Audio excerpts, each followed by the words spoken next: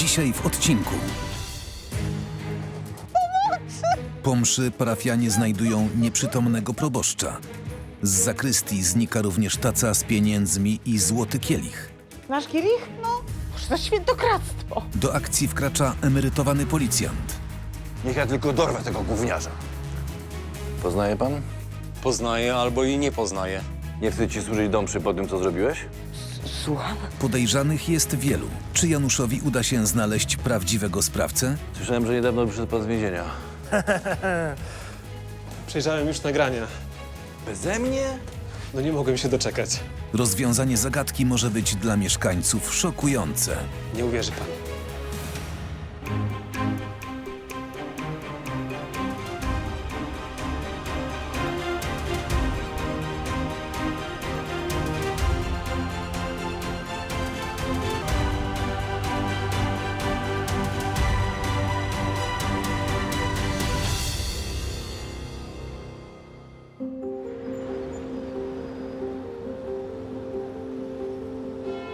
Pięćdziesięciodwuletni Janusz Mazur urodził się tu, ożenił, pracował jako policjant, wychował córkę, a od 2 lat cieszy się zasłużoną emeryturą. Beatko! Beatko! Poczekaj, kochana. No czekamy. Dzień dobry, kochanie. Cześć, Aniu. A ja ciebie nie widziałam w środku. Na końcu usiadłam, spóźniłam się, sąsiad mnie zalał. Ale pech. No, pół sufitu w łazience mam mokre. Facet się kąpał, zostawił kran otwarty, zasnął, pół wody z wanny wyleciało. To masz tak roboty. No mam. Kochana, ważne, że przyszłaś na mszę. Oj, Pięknie było. Oj, ksiądz Marek, to jednak ma taki Wspaniały człowiek. Super, naprawdę. Jezus Maria, ludzie, pomoc! Co się tam stało? No nie wiem, choć Co się stało, pani Iwono? Ksiądz Marek, tam! Szybko! Chodź, kochana. ja nie wiem, Co tam no się na dzieje? Boga. Co tam się dzieje? Pomóżcie mu! Ratujcie go! Niech się pani odsunie. Runął jak długi. Jak zdążyłam tylko Wyjdźcie stąd wejść. wszyscy! już wychodź. Nie zdążyłam jesteście go tu złapać. potrzebujcie. Oddycha? Nie, dzwoń do szpitala. To prawdopodobnie udar. Twarz mu opada. Boże święty, miej go w swojej opiece. I pieniądze z tacy ktoś ukradł? Pieniądze? Matko Boska. I złoty kielich, w którym trzymamy ciało Chrystusa. Nasz kielich? No, może to świętokradztwo. Halo? Dzień dobry. Potrzebna karetka na parafię. Tak, na Leśną. A za 3 dni ksiądz biskup przyjeżdża z wizytą. Widziała pani złodzieja? Nie, niechby mu ręka uschła. Takiego drania to na pewno boska sprawiedliwość dopadnie. Boska i ludzka.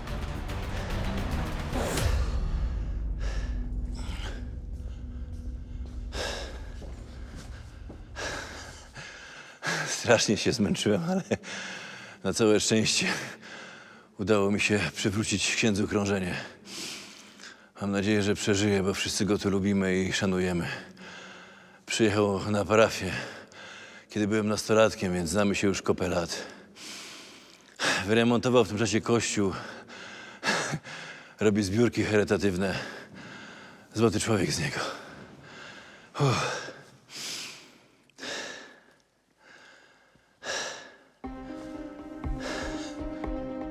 Karetka przyjechała na miejsce bardzo szybko. Może co z tym księdzem będzie?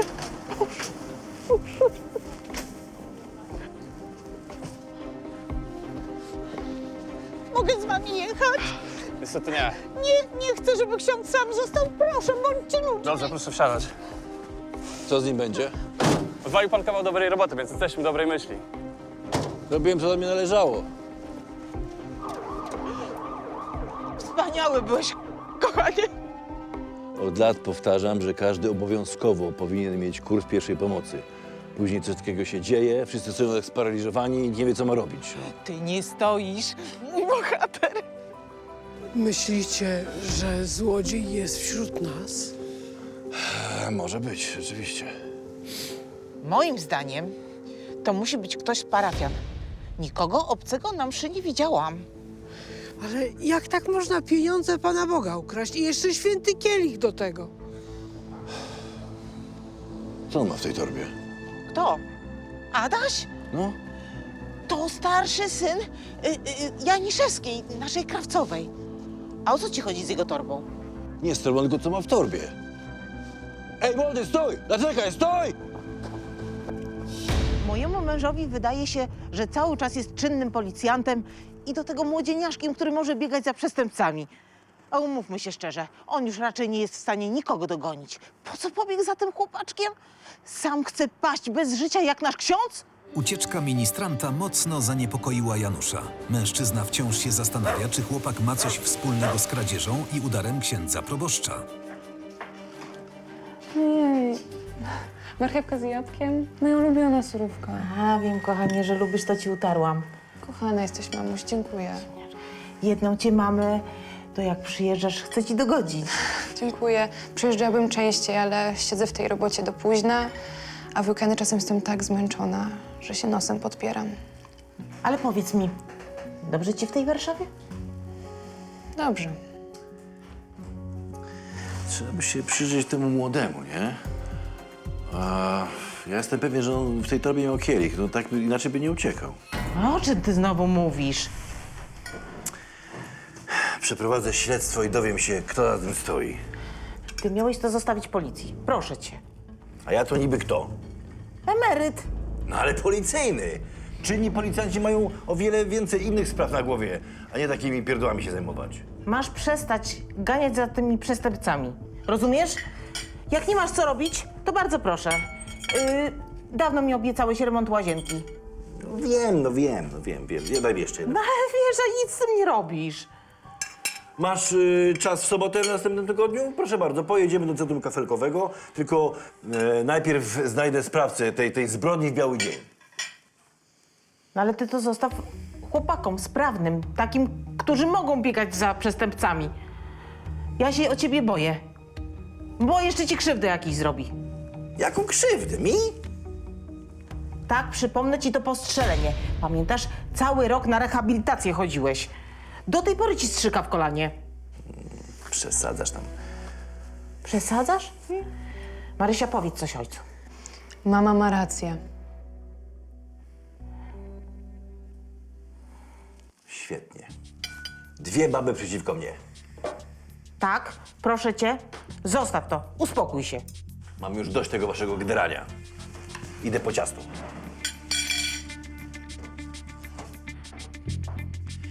Ja wiem, że moja żona martwi się o mnie i chwała jej za to, ale ja będę uważał. Przecież za tą aferą nie stoi żaden gang, tylko jakiś gówniarz. Dorwę go, przyzna się, zwróci fanty i znowu spokój wróci na parafię. Już moja w tym głowa.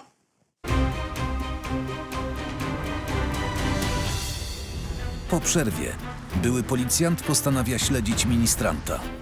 Poznaje pan? Poznaję albo i nie poznaję. Po miasteczku zaczynają krążyć bulwersujące informacje na temat proboszcza. Jak chcesz, mogę baby we wsi popytać. O, mogłabyś? A o tym, że ma syna, to coś wam wiadomo? Na plebanii pojawia się nowy ksiądz. Janusz proponuje mu udział w prowokacji. Mam skłamać ludziom z ołtarza? To się nie godzi.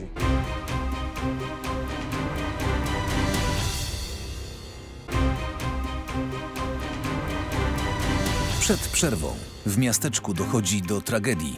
Miejscowy proboszcz doznaje udaru. Znikają pieniądze z tacy oraz złoty kielich. Nasz kielich? No, to świętokradztwo. Były policjant postanawia przeprowadzić prywatne śledztwo wbrew obawom swojej żony. No co on ma w tej torbie? Podejrzewa ministranta. Ej, młody, stój! Zaczekaj, stój! Czy przeczucia Janusza się sprawdzą? Janusz zignorował ostrzeżenia żony i postanowił na własną rękę śledzić ministranta, którego podejrzewa o kradzież.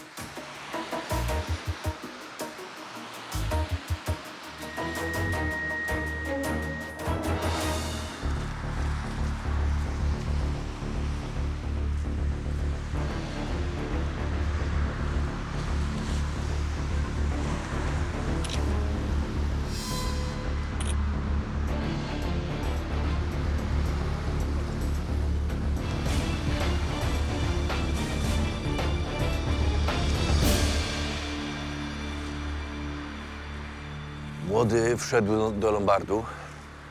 Założę się, że chce opchnąć ten skradziony kielich.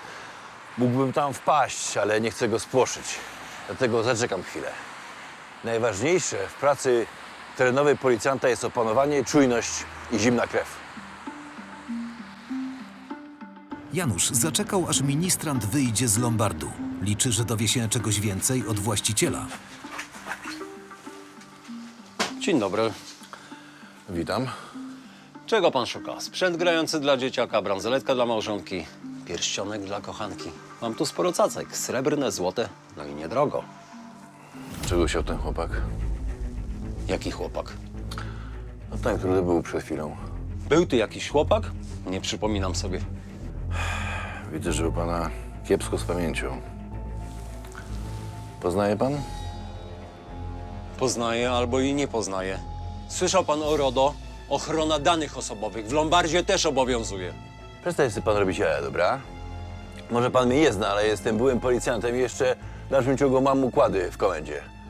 Cały narybek, który tutaj jeździ, bardzo mnie szanuje. No i? No i mogą być tutaj za 5 minut. No ale po co? U mnie to jest cisza, spokój, interwencja policji niepotrzebna. Tak? Sprawdzą, czy wszystko jest w porządku. Czy nie handluje pan jakimś lewym towarem? Czy nie ma pan układów z paserami? Normalnie tego nie robią. Ale jak do nich zadzwonię, to mogą to być zaraz. Chłopak zegarek zostawił. Zadowolony? Jaki zegarek? No jak to, jaki męski zegarek? Pokaż go pan.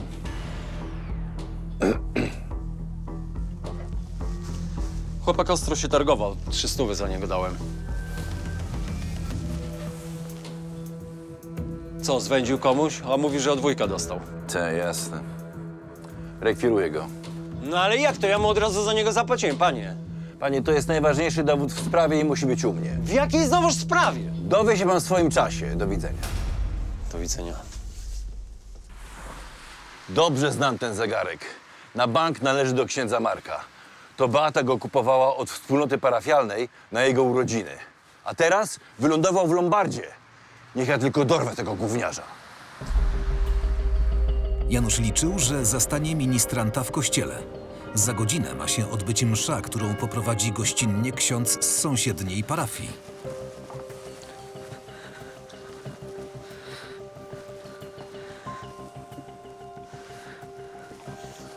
Nie wstyd ci służyć do mszy po tym, co zrobiłeś?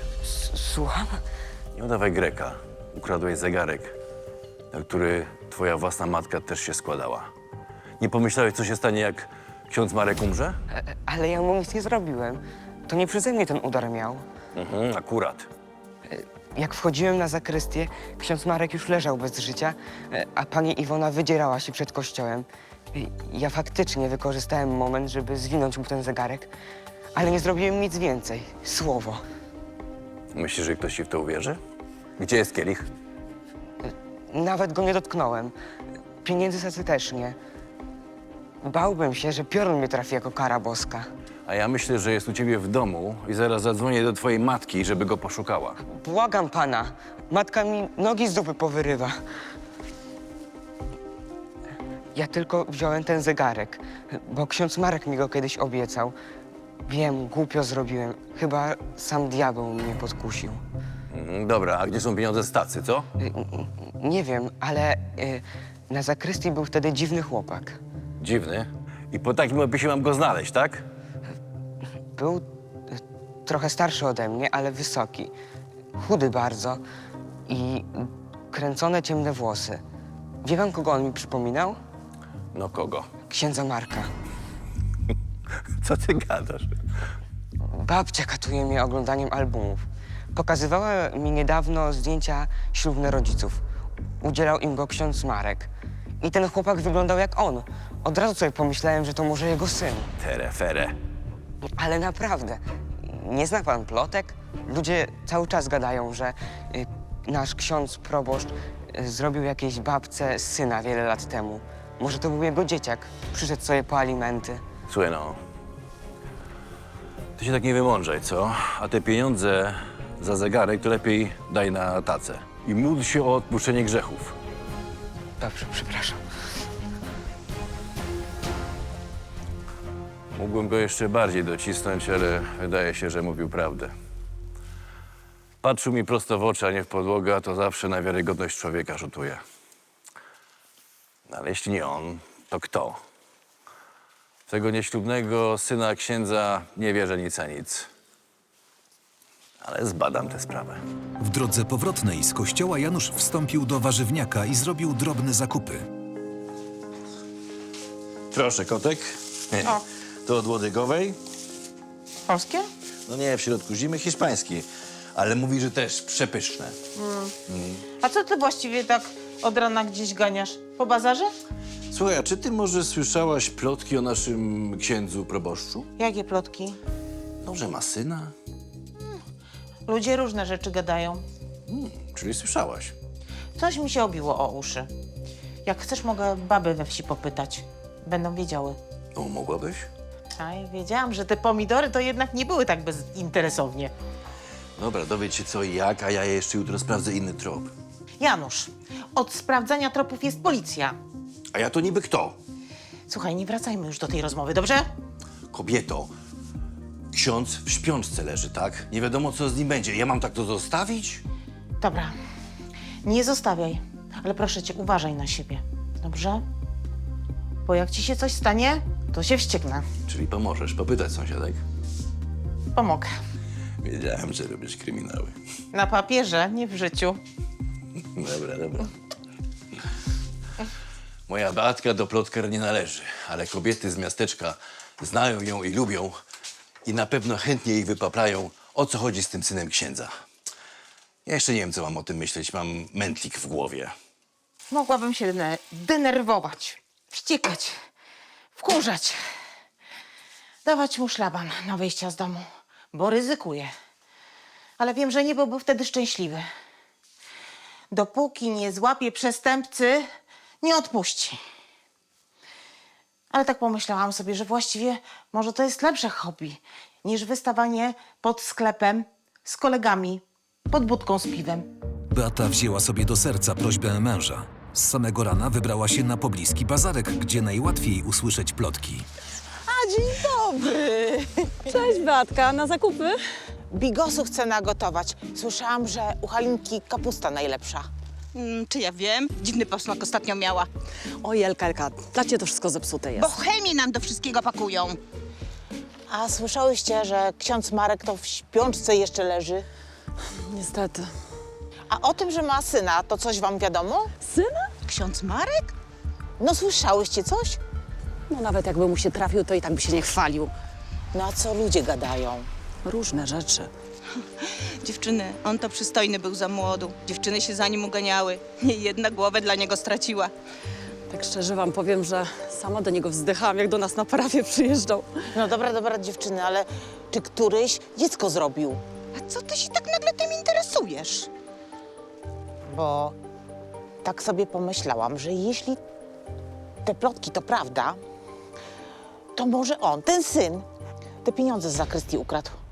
No wiecie, do tej pory nie wiedział, że ksiądz Marek to jest jego ojciec. Dowiedział się i chyba się bardzo zdenerwował. Może nawet poszedł do księdza, ten go nie przyjął. No i wiecie, okradł go po prostu z zemsty. Beata, aleś teorię wymyśliła. No a ta dziewczyna, ta kochanka jego niby, no to jak ona się nazywa? Wiesia. I ona syna ma? Ma, 20 lat chłopak. Kuba się nazywa. Jak sobie przypomnę, to do księdza podobny jest.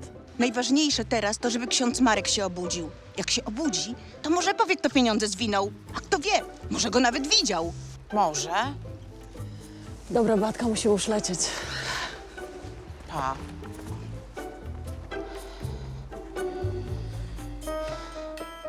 Myślałam, że już nie dowiem się niczego konkretnego. A to proszę. Teraz to mój Janusz na pewno tę kobietę znajdzie i ją o wszystko wypyta. Pytanie, czy ona mu szczerze odpowie. To żadna chluba mieć dziecko z księdzem. Janusz nie próżnuje. Żonę wysłał na przeszpiegi, a sam postanowił sprawdzić kolejny trop w sprawie.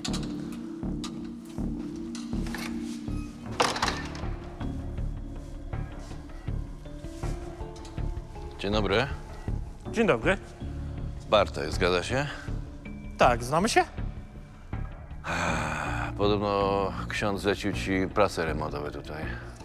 Owszem, sporo rzeczy jest tutaj do zrobienia. Wszystko się sypie, rusza, skrzypi. Słyszałem, że niedawno wyszedł pan z więzienia. O to się rozchodzi. Pan z policji? Można tak powiedzieć. Ksiądz Marek dał mi tę pracę i szansę, bo inni to patrzą na mnie wilkiem. A może wiesz, kto ukradł kielich i pieniądze z tacy? Pan myśli, że to ja? Tylko się pytam, czy wiesz. Nie. Mnie tu wtedy nie było. Do kościoła nie chodzę. Z Panem Bogiem mi nie po drodze, tylko z księdzem Markiem. A głupi nie jestem, za kraty nie wrócę. Ci, co siedzieli w kiciu, wiedzą, jak to pachnie.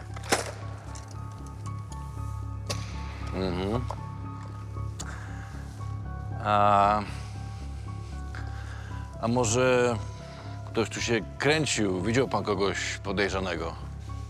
Do kościoła sporo osób wchodzi. Starzy, młodzi. Bieda jest, inflacja szaleje. Więc każdy mógł wziąć pieniądze z tacy.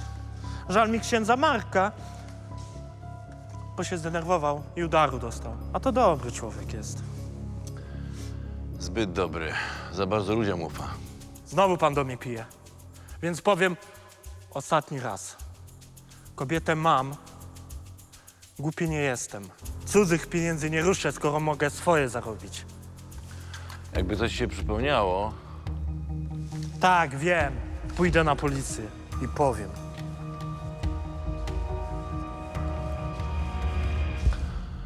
nie ufam facetowi. Dziwnie mu patrzy z oczu. A kto raz złamał prawo, pokusę zawsze znajdzie, żeby na łatwiznę iść i się cudzym kosztem ustawić.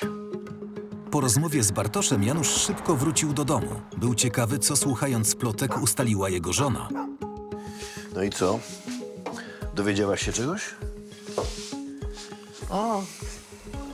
No ale dobra. Tata, no. No już. Podobno ksiądz Marek miał romans z Wiesią Młynarską. Ona ma syna, 20-latka, podobny do księdza. Czyli jednak. Papierów na ojcostwo to ja nie widziałam. No ale coś jest na rzeczy. A twoje tropy jak? No, w kościele remont robi niejaki Bartek, recydywista. No, 30 lat, taki wiesz, dobrze zbudowany. Groszem to on nie śmierdzi. Twierdzi, że to nie on. Ale wiesz co, dla mnie złodziej to zawsze będzie złodziej. Czekaj. On się kręci przy wdowie po maślaku. No i co z tego? Kobieta majętna jest. Po co miałby ryzykować powrót do kicia, jeśli tak dobrze ma u niej? Ona mu podobno wszystko kupuje. Nie, to nie on. A ty taka pewna jesteś? Mój nas detektywa mnie nie myli. O Chryste Panie. Stworzyłem potwora. A wiesz, że jutro na parafię przyjeżdża nowy ksiądz? Nie, a skąd mam niby wiedzieć? Ja wiem. No jaki z ciebie policjant? Węszysz nie tam, gdzie trzeba. A co mnie nowy ksiądz interesuje? Ja szukam bandyty, przez którego stary ksiądz leży w szpitalu. Informacja o pojawieniu się w parafii nowego księdza w pierwszej chwili nie obeszła Janusza.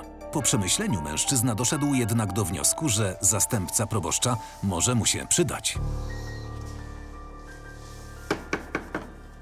Pochwalony. Na wieki wieków. Janusz Mazur, miło mi. Łukasz Grzelak. W czym mogę pomóc? Słyszał ksiądz, co się stało z księdzem Markiem? Tak, wszystko wiem. Dlatego jestem tutaj na razie na zastępstwo, dopóki ksiądz Marek nie wydobrzeje. Codziennie modlę się o jego zdrowie. A ja mam pomysł, jak złapać złodzieja, tylko będę potrzebował księdza pomocy. Ja mam pomóc? Tak, no, trzeba by przeprowadzić prowokację. Prowokacje? Ale ja dopiero co przyjechałem. Nawet walizki nie zdążyłem rozpakować. Ale to nie ma na co czekać. Trzeba działać, kuć żelazo, póki gorące. Przecież to jest policji zadanie. No, oni też działają, tylko nie mogą wykonywać pewnych rzeczy, prowokacji na przykład. A my możemy? No my tak, bo my jesteśmy obywatelami. No dobrze, to co miałbym zrobić? Ogłosi ksiądz na mszy, że dach przecieka. A przecieka? No nie przecieka, Mam skłamać ludziom z ołtarza? To się nie godzi. ale skłamanie w dobrej wierze to nie grzech.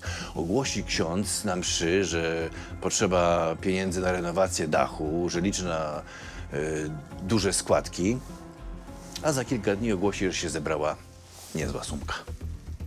Rozumiem, liczy pan, że to skusi złodzieja. No ksiądz to powinien normalnie w policji pracować, no. To co, mogę liczyć na księdza?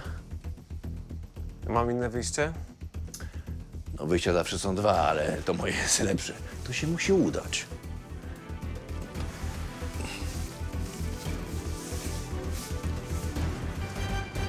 Zamiast przygotowywać się do mszy, będę musiał brać udział w lokalnej aferze.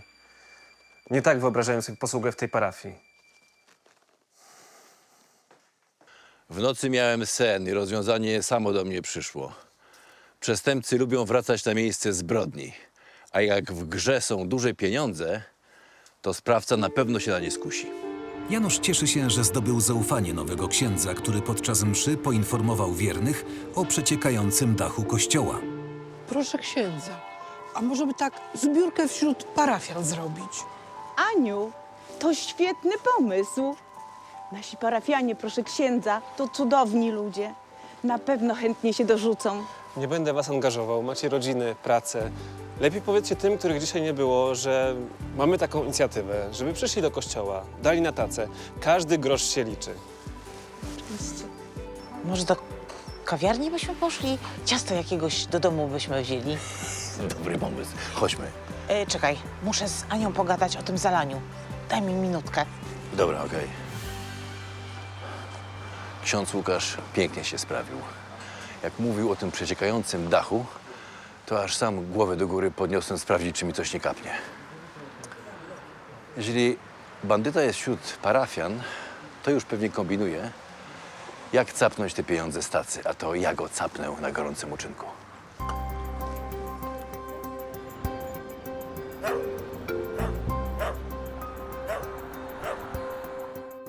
Ale wiesz co? Ten nowy książulo to wydaje mi się jakiś taki podejrzany.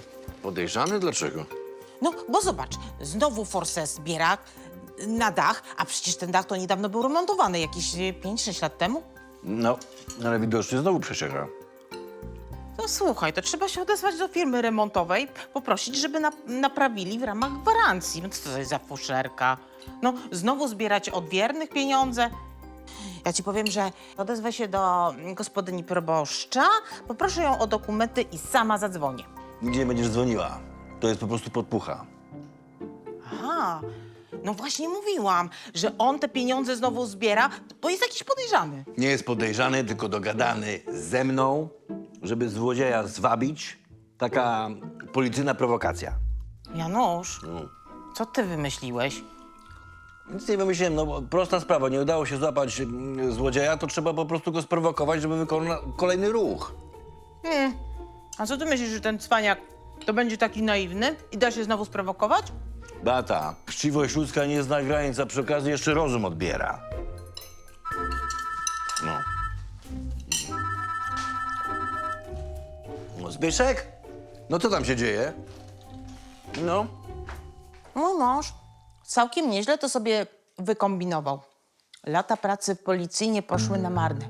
Janusz zamówił przez internet niewielką kamerkę, która reaguje na ruch. Ksiądz Łukasz zgodził się na zainstalowanie urządzenia na zakrystii. No i jak? Widać? No dobrze jest. Trzeba by się bardzo mocno przyjrzeć, żeby ją zobaczyć. Przepraszam, ale żona dzwoni, muszę odebrać. Rozumiem. Dla pana żona to jak dla mnie papież. Dokładnie. Halo? Cześć, nie uwierzysz. Co się stało? Ksiądz Marek się obudził. Co? Ela Nowak do mnie zadzwoniła. Jej siostrzenica w szpitalu pracuje. Czekaj, bo z drabiny spadnę. Możesz zakończyć swoje śledztwo. Ksiądz nam zaraz wszystko powie, kto jest złodziejem i sprawa będzie zakończona. Powie albo nie powie. Nie wiadomo, co z jego mózgiem po tym udarze. Dowiedz się, kiedy będzie go można odwiedzić. Słuchaj, ja odzwonię, bo jestem w kościele, dobra? No dobra, to cześć. Cześć. Ksiądz Marek się obudził. Oj, Bogu dziękować.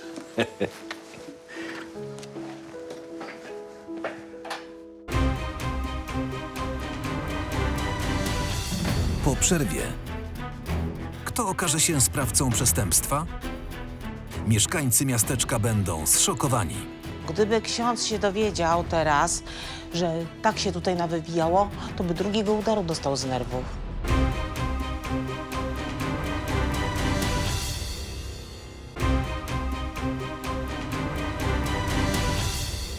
Przed przerwą.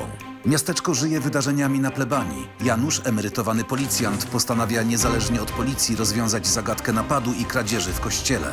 Za kraty nie wrócę. Pojawiają się kolejne tropy. Podejrzewany jest m.in. ministrant, który przywłaszczył zegarek księdza Marka. Na zakrystii był wtedy dziwny chłopak. Wie pan, kogo on mi przypominał? No kogo? Księdza Marka. Podejrzenie pada również na domniemanego syna proboszcza. A o tym, że ma syna, to coś wam wiadomo? Janusz w porozumieniu z nowym księdzem przygotowuje prowokację. Mam skłamać ludziom z ołtarza?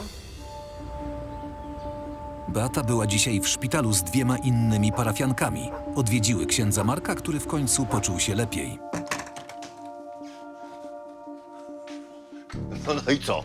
Kto to był? No mówże, kobieto, no. Rozczaruję cię. Ksiądz Marek nic nie wie. Ale tak nic a nic? Mówi, że poszedł na zakrystię i zobaczył, że pieniędzy nie ma, No, kielicha nie ma. no. Tak się zdenerwował, że po prostu głowa go rozbolała, ciemno mu się przed oczami zrobiło. No i potem taki ucisk poczuł w głowie, jakby mu ktoś pilotem mózg wyłączył. Ale nikogo nie podejrzewa? No nikogo. No to niedobrze. Jak on się w ogóle czuje? A nie, no słaby jest, jeszcze bardzo słabiutki. Ta gospodyni to mu klusków nagotowała. Oj, się ucieszył jak dziecko. Ale nieprędko ze szpitala wyjdzie. Ta posługa też nieprędko wróci. Wiesz, jeszcze go chcą przebadać, jakieś prześwietlenia zrobić. No trudno, no. No to zrobisz, jak nic nie zrobisz. No nic. A wiesz, zapomniałam ci powiedzieć, że Dorota, to ona powiedziała, że ten ksiądz nowy to już 10 000 zabrał na ten dach. Dobrze, niech ludzie gadają. Dobrze. Może do tego bandyty dojdzie i się skusi. Ale księdzu Markowi to nic nie powiedziałam o tym waszym śledztwie. A tutaj im mniej o tym ludzi wie, tym lepiej. Dobrze, bardzo dobrze. No ale wiesz co? Teraz mi się przypomniało, że pan Rysia do nas ma wpaść wieczorem. Czy ty byś wyskoczył po kawałek ciasta? Ja już nic nie zdążę dzisiaj upiec. No dobrze, wiesz co, to ja skoczę po ciasto i wezmę przy okazji buty do szewca zaniosę. Wiesz co? To weźmiesz też moje botki. Dobra. Niech fleki podklei. Dobra. Dobra. Najchętniej to bym sam poszedł do szpitala, do księdza Marka i o tego nieślubnego syna wypytał. Ale pewnie by się zdenerwował. Lepiej skupić się na prowokacji. Kamera jest, pełna taca jest. Złodzieju, działaj. Biedny ten nasz ksiądz. Po tym udarze to jakby 10 lat się postarzał. Blady się zrobił, oczy podkrążone, policzki. Ach, szkoda patrzeć na człowieka. Na szczęście słyszy, mówi, kontaktuje. Mogło być gorzej. Janusz jest podekscytowany. Wciąż zastanawia się, czy jego pułapka na złodzieja okaże się skuteczna. Janusz! Janusz! Ksiądz Łukasz do ciebie. Już, sekunda. No podobno to bardzo pilne. Tak, słucham? Melduję, że rybka połknęła haczyk. Już? Pieniądze zniknęły. Wszystkie. No to wspaniale. Niech ksiądz na mnie poczeka. Już do księdza jadę. A gdzie ty biegniesz? Do kościoła nagranie zobaczyć, złodzieja nakryć. A naczynia? A co? A na tyle mogą poczekać, a złodziej nie. No poleciał jak do pożaru. Nawet mu nie zdążyłam powiedzieć, żeby na siebie uważał. A jeśli ten bandyta jest groźny, Ja nie chcę męża w szpitalu odwiedzać.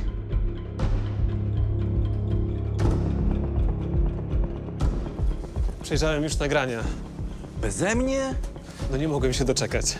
No i co? Nie uwierzy pan.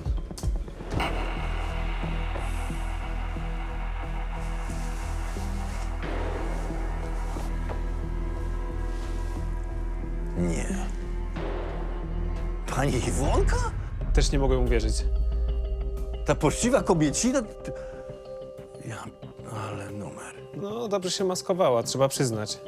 Taka miła, taka opiekuńcza, tak pysznie gotuje. Rozpiesza człowieka, potem się człowiek musi z grzechu łakomstwa spowiadać. Nigdy by mnie nie podejrzewał. No dobrze, co robimy? A jest teraz na plebanii? Tak, obiad gotuje. To niech ją ksiądz ściągnie pod byle pretekstem. Dobrze, zaraz wracam.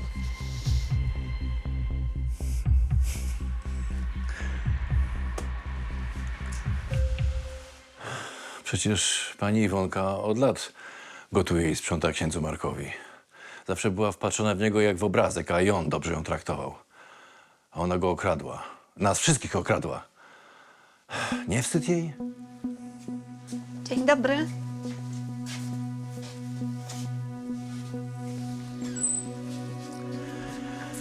Czy dobry, to jeszcze zobaczymy. Ksiądz mówił, że jakiś problem jest? Odda pani pieniądze z tacy po dobroci? Słucham. Wie pani, że na zakrystii była zamontowana kamera? Co? Wszystko się nagrało.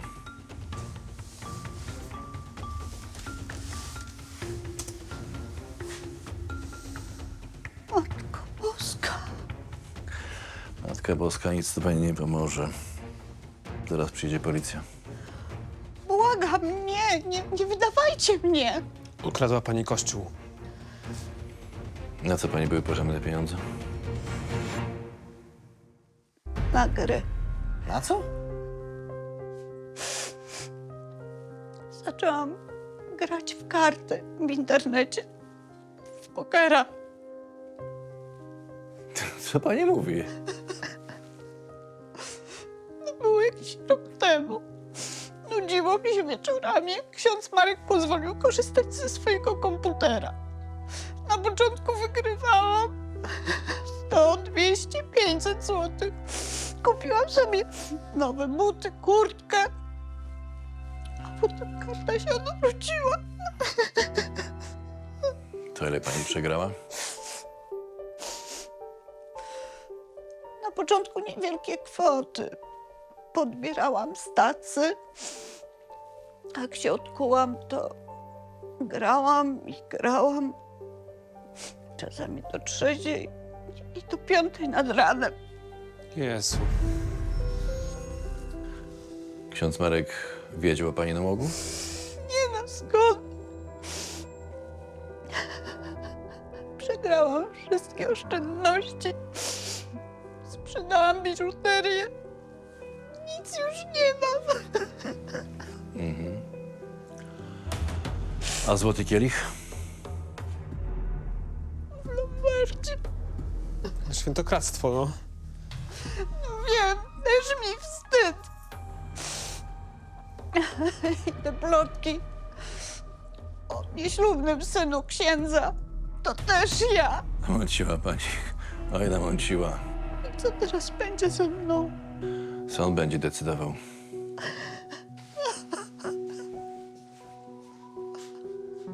Co ja zrobiłam? Miałam dobrą pracę, dach nad głową, spokojne życie. Rozrywki mi się zachciało. Ksiądz Marek też mógł przeze mnie umrzeć. Jak pomyślę o tym, to mi się słabo robi. A teraz co? Więzienie? Przecież ja tam umrę. Zadzwoniłem na komisariat i powiedziałem, że sprawa kradzieży jest rozwiązana, że mam dowody i zeznania i księdza Łukasza za świadka. Zaraz mają przyjechać po panią Iwonę i zabrać ją do aresztu. Nieźle sobie życie zniszczyła. I to na stare lata. Po wizycie na komendzie Janusz jest zmęczony. Marzy o tym, żeby obejrzeć z żoną ulubiony serial i wreszcie odpocząć. Zapraszam cię. Ania ma sprawę. Tak? Dobry wieczór, przepraszam, że tak późno. Ale byłam u księdza z godzinę temu i on sobie zamówił na jutro zupę mleczną z zacierkami. No i w czym jest problem? No jaki jest problem? No taki, że on lubi tylko zupę pani Iwonki, bo ona jakaś wyjątkowa jest. Tak, tak. No i zacierki też inne niż gdzie indziej. No to mamy kłopot. Ja nic nie mówiłam o aresztowaniu. No i bardzo dobrze, bo gdyby ksiądz się dowiedział teraz, że tak się tutaj nawywijało, to by drugiego udaru dostał z nerwów. No tak. Janusz, ty pojedziesz do aresztu i załatwisz ten przepis. No, a teraz mamy jechać? No a kiedy? No przecież ona u nas siedzi. Słuchaj, poprosisz chłopaków, żeby cię wpuścili, załatwisz przepis. Ja od rana zupy nagotuję i zawiozę księdzu. No, No dobra, niech ci będzie. no chociaż tyle może dla księdza zrobić. O, nawywijała. Jakby ją demon jakiś opętał. O, to. I to chyba bardziej egzorcysta by się niż więzienie przydał. To właśnie. W następnym odcinku Ewelina Bujak jest zaskoczona, gdy do rodzinnego miasteczka wraca jej młodsza siostra. Nie wiem, co się stało, że rzuciła pracę, ale cieszę się, bo odkąd mój syn Kacper wyjechał na studia, dom wydaje mi się strasznie pusty. Klaudia nie zamierza się wyprowadzić. Bo jestem u siebie. Ewelina rozważa wszystkie możliwości. Mam szantażować własną siostrę? Jakie dramaty wstrząsną miasteczkiem? To dlatego zwolniłam się z pracy i przyjechałam tutaj.